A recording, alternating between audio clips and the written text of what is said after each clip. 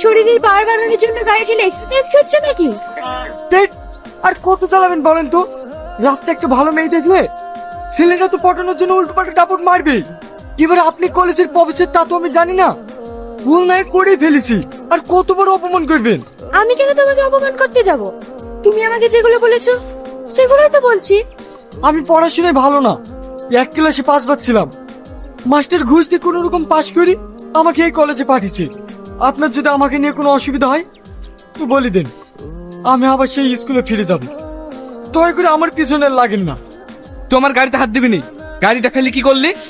এই রোহন, ধ্যাৎ, পিন্টু, বলেন। I am sorry. আপনি কেন সরি বলছেন? ভুল তো আমার। আর তাছাড়া মেয়েরা সরি বলে নাকি? আব্বা, মেয়েদের সম্পর্কে খুব ভালো জানো দেখছি। কটা মেয়ের সাথে প্রেম করেছো? না না, প্রেম টেম করিনি, আপনি প্রথম। কি? না মানে, আপনার সাথে প্রথম কথা বলতে গিয়ে ফেসে গেছি।